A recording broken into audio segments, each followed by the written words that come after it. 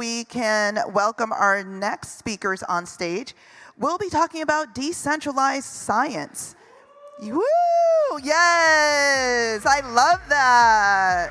I'm excited too. Okay.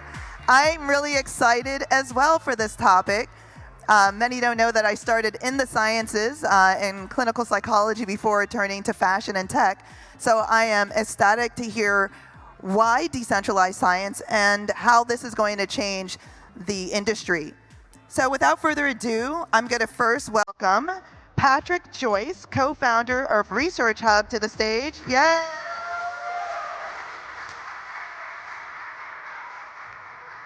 So you guys got me dancing up here. Let's go. Aldo de Pape, co-founder and CEO of Genomes. Welcome to the stage. Let's keep the energy going, guys. Aaron Weaver, CCO of Molecule AG. Welcome to Proof of Talk. And last but certainly not least, we have Alice Liu, Head of Research for CoinMarketCap. Welcome. And we'll be discussing open and decentralized science. Perfect. Thank you very much. Thanks everyone for joining us today. We have a great panel today with all the scientists, investors talking about decentralized science. First of all, I would love to hear from my panelists a quick self-intro. Hi, I'm Aaron Weaver. I'm the Chief Commercial Officer at Molecule and also a Senior Advisor at BioXYZ. So I've had a long journey through traditional finance, TradSci, and now in the DeSci ecosystem. So through that that journey or that career progression, I've seen a lot of pain points within traditional industry and a deep passion that I effectively wanted to bring into DeSci. Hi everybody, my name is Aldo de Pape and I'm the co-founder and CEO of Genomes.io. We are a decentralized infrastructure of virtual vaults that holds your DNA information as such, that when it is queried, it is done so in the safest, most secure and most equitable way possible. We're based in the United Kingdom and happy to be here in Paris today. Hey everybody, my name is Patrick Joyce. I'm one of the co-founders of ResearchHub. We're building a publishing platform that creates financial incentives for healthy research behaviors with the goal of trying to improve the reproducibility of science. Patrick, you're being very brave. I would love to hear about the story because Brian Armstrong is a co-founder of yours. Could you let us know a little bit how the journey has gone?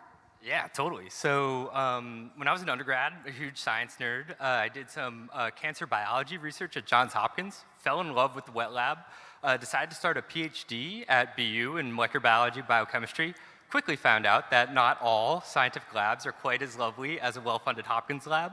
There are a lot of issues with the way that we fund and publish science, where there are these perverse incentives that kind of reduce the quality of research as a whole. If anybody's familiar, there's this thing called the replication crisis happening, where 50 to 85% of all research can't be replicated. So yeah, I was just really frustrated with that. There's also really low quality of life for the average grad student and scientist in general. So decided to try and do something about it. I also love Reddit and think that's a great kind of format for small communities to communicate. So yeah, just took some time, tried to build a product that was like a Reddit for science with a token incentive for healthy research. And when I was like desperate late one night trying to find investors, I read a blog from Brian basically describing this problem. His sister's a biology PhD, and so he's kind of passionate about the issues that affect scientific research. And at the end of his blog, he was like, hey, like if anybody out there is building a Reddit for science with a token incentive, hit me up. So I did. Excellent. That's actually a very nice way for us to discuss a little bit why is DeSci necessary, and also like what problems are in traditional science that has prompted you guys to start on this journey. Aaron, would you like to share? Yeah, I think the immediate use case that we see around DeSci is servicing a lot of areas that fall between the cracks. So I come from a traditional biopharma, so pharmaceutical investment background, and you see industry focus on a couple things, and yet you'll see a significant degree of cultural interest around treating other types of health conditions. And what you don't have is you don't have an incentive and a coordination mechanism for the general public to actually advance research. So I spent a lot of time in the mental health field, helped fund some of the original longevity researchers where traditional industry looked at this, they effectively turned up their nose. that in the Web 2 setting, we were very lucky because we had a series of actually people from the crypto ecosystem who actually stepped in with capital to help us advance that.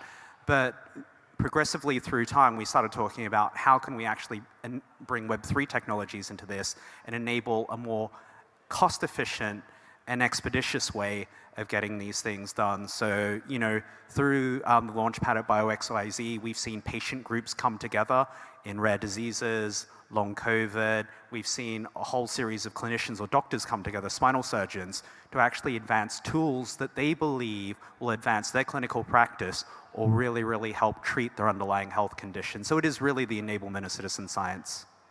Nice. And Patrick, because you specialize in data ownership and genomics, so I would love to, sorry, Aldo, I would love to hear your opinion on this as well. Yeah, so we approach it from a couple of things. First of all, from the security end. If you look at companies out there, which we call direct-to-consumer genetic testing companies, 23andMe, I don't know if any one of you have ever heard of that, Ancestry.com, MyHeritage. What they do is they found a way to get your genomic data very quickly off you. They sequence your data and make you pay for it. They present you with a contract, and in that contract it is stipulated that they also become the certified commercial owner over your data. So that gives them the right to exploit your data, right? That's one. We started our company in 2018 when 23andMe, a company that now filed for bankruptcy, closed the deal with GlaxoSmithKline at $300 million, right? Let that sink in. $300 million for a data transaction, just your genomic data being cross-sold. So that exploitation bit was the first one that we said something's wrong here, because if you're going to sell my data, where's my cut, right? Or how come you haven't told me? Adding to that is the idea of data breaches and data hacks. So cyber hacks, we're at a record high when it comes to cyber hacks. In the year 2023, 133 million people were victimized for their healthcare data alone, right? Many of our data might have already been hacked that we're not aware of, right? There's loads of cyber hacks going on. So we need to up our game when it comes to the security of protecting our data. And we double down on it when it is your genomic data, because your genome is the blueprint to who you are, right?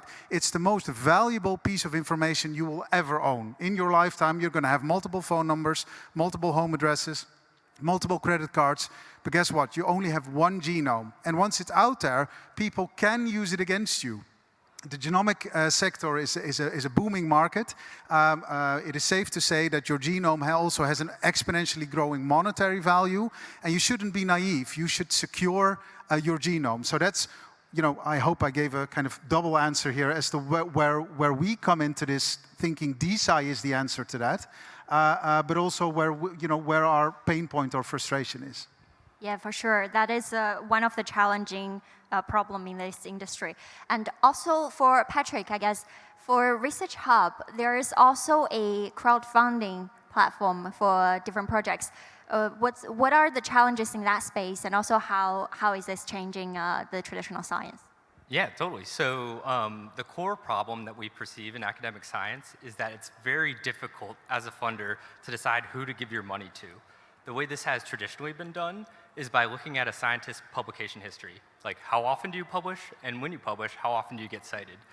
And this makes a lot of sense, right? Like, if you're a funder, you want to give your money to somebody who has done work in the past that other people in their community value and cite within their own work. Unfortunately, scientists are really smart. There's limited funding and a lot of competition to get that funding. So scientists have started to kind of like optimize their research outputs towards creating citations more than generating high quality research. This is, if anybody's familiar with like economics research, this is Goodhart's law. A measure ceases to be, or a target ceases to be a good measure once people start optimizing for it. So that's what's happening right now. There are scientists who basically care more about getting cited in Nature than they do about producing like reproducible science, and that's where we end up with 50 to 85% of all science can't be replicated. And at the end of the day, this is a problem for funders. They're like immediately pouring most of their funding down the drain just due to how they're funding research. So at ResearchHub, we're thinking about new ways to allocate grant funding that actually creates incentives to produce high quality research to try and fix this problem. Yes, I think you described all the different landscapes that you are tackling the challenges for. I wanted to ask a little bit to share your personal experience on sort of inefficiencies guided your focus. Yeah, I'm probably going to take the focus a little bit off science and just more around structural market inefficiencies. There's a function called E-Room's law, which is the inverse of Moore's law, which effectively exists to sort of biopharmaceutical R&D, and you're actually seeing a diminishing output of every dollar invested into R&D over time, where we're reaching a critical break-even, where the cost of capital is going to exceed the rate of returns coming out of industry.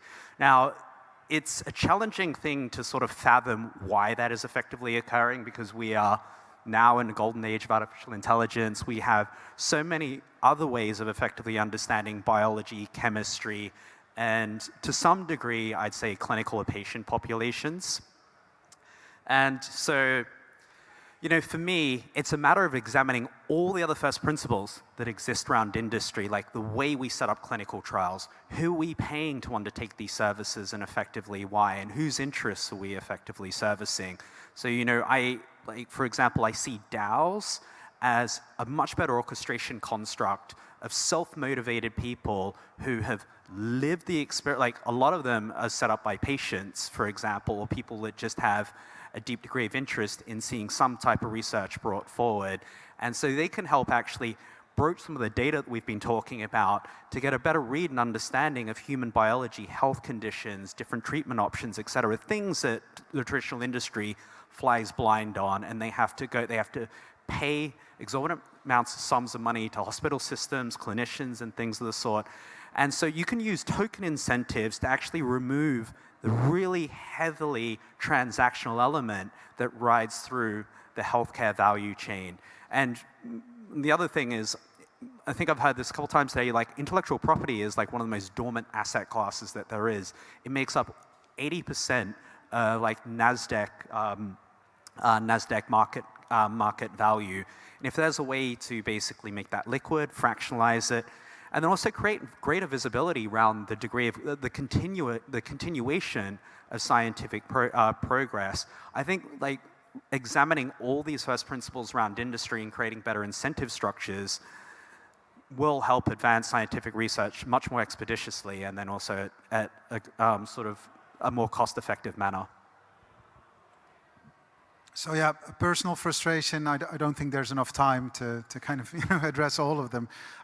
One personal story that I have is like, I have a daughter, she's 6 years old now, but when my wife was pregnant, we went to a very renowned hospital in London, and then they do the tests with the embryo just to see if the baby's healthy. And they do that through DNA sequencing. And we got the question, do you want to donate the data for charity? And so you're asked in a setting, in a healthcare setting, people, nurses, doctors asking you, do you want to donate it for charity? Now, little did they know that we're talking to the founder of Genomes.io. So I go, which charity, right? I thought that was a normal question. And they looked at me like, well, aren't you the party pooper, right? So, and I asked kind of very normal questions. So like, how are you going to, use the data? What are you going to do with the data? All those things. She couldn't answer those things, and she really looked at me like, why would you want to know? Like, I'm authority. Like, this is how it goes. Just go along with it. And I think when you ask, like, which role does DeSci have to play, I think it's the role of just putting more scrutiny into it, because healthcare for the longest time has been provided as such. It's like, you're the patient, and if I provide my service as a doctor to you, I take your data, right? And so the patient and the data, they become two different entities. They start living, the data starts living a life on its own from hospital department to hospital department. All nice and lovely when that's a hospital, but when it's 23andMe or kind of a company that you have absolutely that doesn't provide a service to you, just cross-sells it and finds new things out about you, they don't get back to you, they don't tell you anything, they don't give you money for that. So your data starts living a life of its own. And what I think that DeSci can do is it can bring the patient and the data closer together, also to improve this entire provision of healthcare. going back to that circle, optimizing the opportunity, but also notifying the patient if and when something happens, right? If and when there's a new finding. Last bit, and then I'll stop, is the entire element of cybersecurity. So a lot is invested in sequencing your DNA, right? The technologies around DNA sequencing are crazy. The Nature just published an article that they're going to be able to sequence the air around you. So just by going here, I would have Patrick's genome, right? That's crazy, because then it means that you can very quickly get it. So there are loads of scientists that say that's all nice and lovely. We've invested so much in genetic sequencing, but we did not invest in any security solutions to keep the data safe, right? So what happens if tomorrow someone wants to develop something like a bioweapon or whatever, or wants to do something malicious with the data? What are we going to do then, right? We've over-invested in the sequencing, but we've under-invested in the security of our data. And I think that is also where DeSci has a clear role to play. Yeah, that is a really good way to describe the problem and challenge here. For Patrick, I would love to ask, have you pivoted as the landscape changed? I wanted to... Yeah, totally. So what we try and do on ResearchHub is reward folks with research coin for producing healthy research. That's a very hand-wavy way to go about it, and in practice, it's a lot more difficult. Basically, we started out with a very Reddit-like mechanism. If you share a paper and you get upvotes on that paper, then you earn 1 coin per paper. We started getting a lot of really low-quality papers and a lot of folks who were upvoting not because they thought the paper was good. And so it's kind of been like a continual battle to optimize the incentives within ResearchHub to produce healthy research. And really the thing that I think is most compelling about what we're building is that we have a DAO associated with the project where the community members who hold the token, which are largely scientists, get to vote on how the incentives are distributed. So when we saw that 1 upvote, per research coin was not really working, we went to our community and said, hey, what should we start to incentivize? And so we decided that we'd incentivize folks who shared open access research that had open data that was pre-registered in order to try and incentivize folks to produce more of that in the future. So yeah, it's like people are really talented. Goodhart's Law is a thing. They're always going to optimize for money. And so we have the ability to kind of democratically evolve over time in order to make sure that we're consistently trying to improve the way we incentivize healthy research on the platform. Yeah, so those are indeed the different challenges we're facing. And based on the solutions here, I wanted to understand how big is the market you're predicting at the moment, and also any upcoming trajectories you're seeing for the projects. Really hard to put a very tangible number around where the TAM is, but if you say, for example, take the output of the biopharma industry, they sell almost $1 trillion in prescription medications a year. So that's rather quite significant. These things are also, they have patent life expiries, so there's about $300 billion, at least out of the large pharmaceutical companies, that's rolling off patent within the next few years. I mean, could at least DeSci make some dent on that prospectively, because you have traditional industry that's only focused on things that exist within an acute care setting. So if you have a life-threatening disease, it's like if you have serious heart condition, if you have cancer, etc., they'll be there. They'll know how to innovate. They'll know how to treat you. But anything that relates to generally preserving your health, chronic care conditions,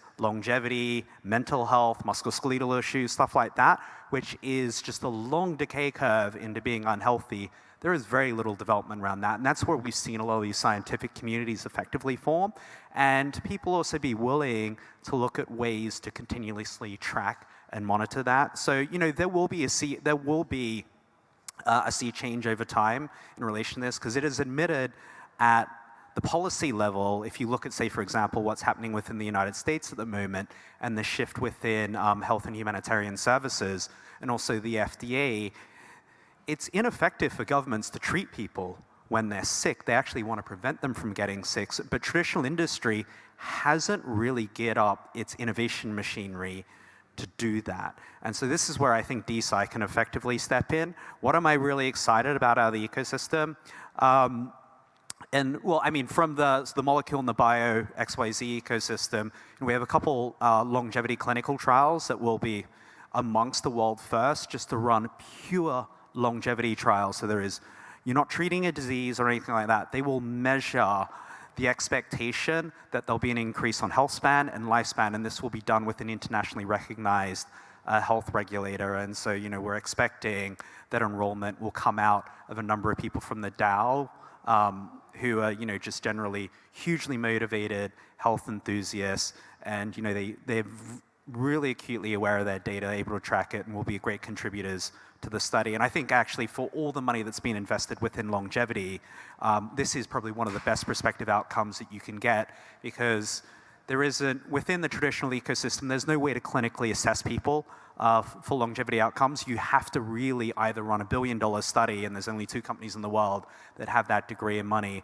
and then you've got to incentivize people to want to step up and turn in these trials. So I think the Web3 ecosystem can actually have a number of breakout successes within longevity.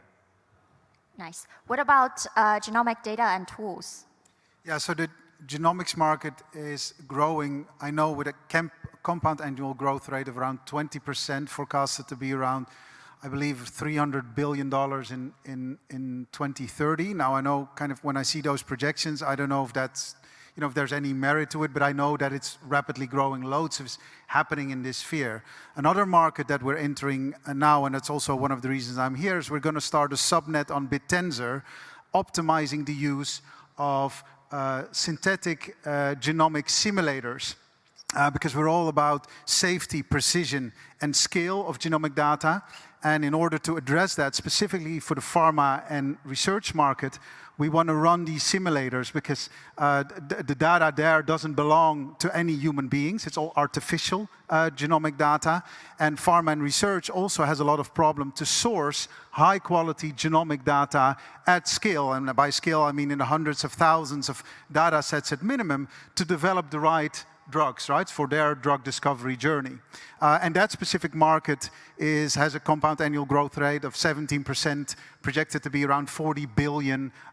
This is the computational biology market by 2030 as well. So there are 2 markets that we operate in. But regardless of market, what we would like to bring into the equation is that it shouldn't be kind of the company or the sequencer or the laboratory who gets the profit from this market, right? DeSci brings it back to the individual, right? By participating on our infrastructure, whenever your data is queried, you as the individual patient or data donor also receive your fair part of compensation for that. And I think that is the beauty of really democratizing the revenue of a market that's growing so quickly. Nice. And for quickly on publishing as well, how big is the market? Yeah, so there's kind of like 2 things ResearchHub is doing right now: publishing and then funding basic research. So the academic publishing market's like 11 billion annually globally, and then research funding is kind of all over the place. In the US, it's about 60 billion. Worldwide, it's about 300 billion. And then nonprofit funding, which we're hoping to address first, is around 20 billion in the US. Nice. For the last bit, I wanted to discuss about blockchain and crypto. So which crypto components, blockchain components have you integrated? And also, what real values does that add? Yeah, so we just announced this today. So basically at Molecule, we're bringing intellectual property on chain. And so what that fundamentally is we're talking about the replication crisis and a lack of visibility on core underlying processes that generate experimental outputs. So really a requirement for effectively anyone that runs a project through the Web3 ecosystem to actually contribute that scientific data on chain. So it'll be token gated at various levels, so you don't effectively compromise core confidentiality that might contribute to a patent. And also mentioning that too, like the intellectual property does come on chain effectively as an NFT, and that actually gets tokenized out to holders. And then the other part too that I discussed before is effectively just a broader distribution of our token incentives. So that brings the sort of like fiat transactional nature out of research and development. So like what you really want to do is you want to steward towards like health like outcomes that actually help advance humanity. And then you can have the monetary upside in that. And I mean, within the biopharma industry, it's pretty significant. So like major pharmaceutical companies will ignore any market that sells less than $1 billion of drugs a year. So if you come up with something that sells $800 million a year, they'll turn their nose up at it. But yet again, another great place for effectively DeSci to play. And also there'll be the addition of autonomous scientific agents that can sort of work in coordination with the DAOs. I also wanted to ask, does crypto adds complexity to it? Is there any drawbacks of putting it on blockchain? Drawbacks for putting what on? To using blockchain as a component here. Any challenges? Totally. I mean, it's very difficult to use. So if you're not familiar with Uniswap or anything like that, there's a large learning curve, obviously. A lot of times folks don't totally understand kind of the volatility around crypto too, so there's some education that has to happen there. The way we built ResearchHub, it's pretty optional to engage in the crypto aspect, so you can kind of accrue a karma equivalent on the website and then withdraw it if you want to. But if you want to keep it in the platform and just use it to fund scientific bounties or fund other projects, you're also welcome to.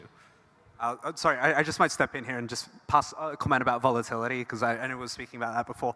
And I think volatility is just a feature of the system. It's not a bug. If you look at bigger US equity markets, even the mega cap companies have an inherent degree of volatility. If you look towards XBI, which is effectively the NASDAQ biotechnology composite, it has huge swings in inherent price. And I think a lot of this just really comes down to just broader market flows in a number of ways. But if you're building something that is of significant value, and as the industry relevantly matures, you expect that volatility to taper out. But I don't think it's something that people should be frightened of or run away from, particularly if they have an inherent understanding of the value proposition of the token that you've effectively invested in. And for Aldo, any specific regulatory or privacy challenges you have encountered along the way? Yeah, loads. I would like to say that the problem we're trying to solve isn't necessarily of a regulatory nature. Many people in our industry, they do lip service saying safety is GDPR, or they mention an ex-privacy law, or they mention ISO certification. If you look at the regrettable but very true number of cyber hacks that has been ongoing, specifically around health data, we should all be alarmed, because you're not dealing with an audience that is sensitive to being compliant with your ISO standards or GDPR. Cyber hackers know very well that they're violating the law, right? So we first and foremost want to say we address a very big cybersecurity problem in genomics.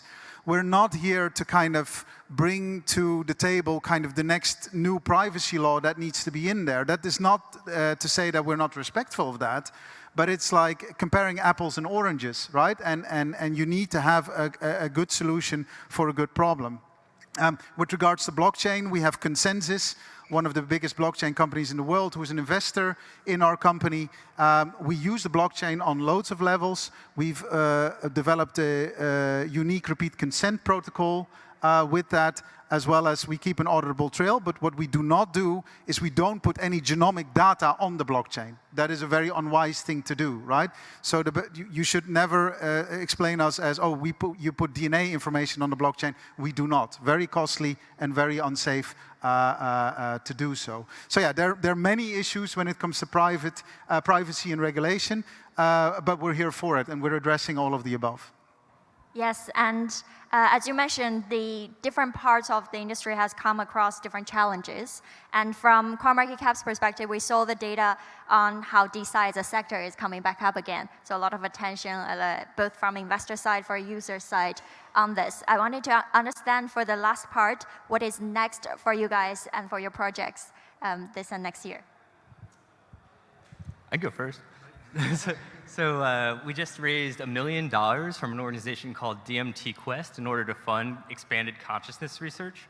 We have about like 12 projects that have applied so far with PIs, tenured professors from UC Davis, UCSD, kind of all over the place. So over the next year, we're planning on recruiting more funders who are interested in kind of increasing the ROI they receive on their research funding.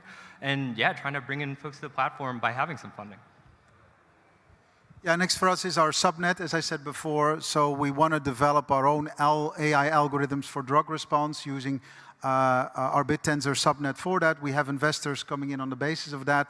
And I'm doing a pitch tomorrow as well for the subnet audience. So we're very invested in that. And at the same time, we grow our infrastructure. So we have loads of people who were disappointed in 23andMe who can now upload their VCF and vault their VCF free of charge on our infrastructure and get all the benefits that you got from that company, but also the ability to earn genome whenever your vault is being used for that. So that's another journey we're undergoing. So up and onwards.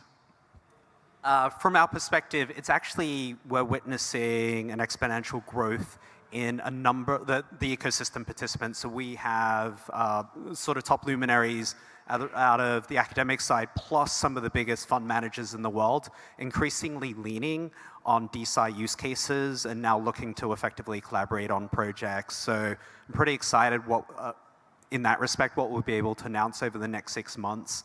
But the industry as a whole, at least like I'd say biopharma and deep tech, are really looking towards Web3, and they too really want to be able to economize like research output, the amount of invested capital that it takes, and actually connect more into online communities of people. So they're really starting to see the value proposition now. Nice. Much appreciated for sharing your insights with us today, and I hope the audience enjoyed the discussion here. Thank you very much and have fun. Thank you.